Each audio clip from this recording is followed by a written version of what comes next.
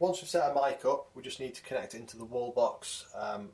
We're going to go into number 1 with this particular input, so we just insert it in.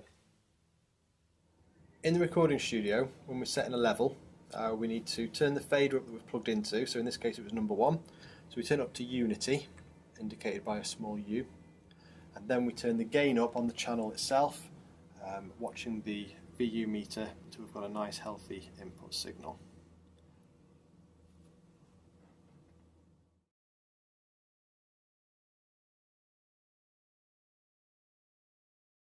Once we've established an input into the mixing desk, we need to then create a track in Pro Tools.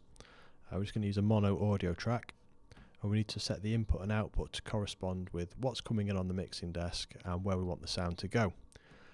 So our input section is here.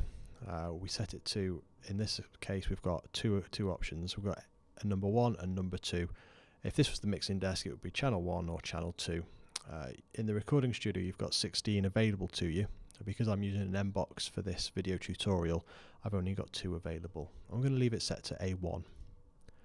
The output should by default be set to the control room.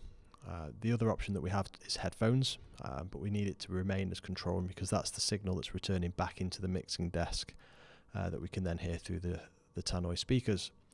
The final thing that we would need to do is record arm or input monitor our track. This will allow the signal to be fed through Pro Tools, and then we can monitor it coming back from Pro Tools through the mixing desk. Pro Tools returning back into the mixing desk. In this studio we've got it set to input 17 and 18, and we've got it labelled as control room.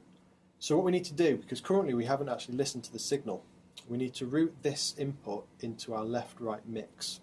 That's these 2 buttons at the bottom. With those routed, we can now turn the faders up to a desired level. I'm going to turn them up to unity.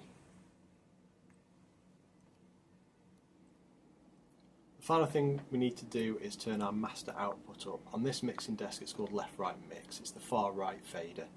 So we turn this up and we should be able to hear signal.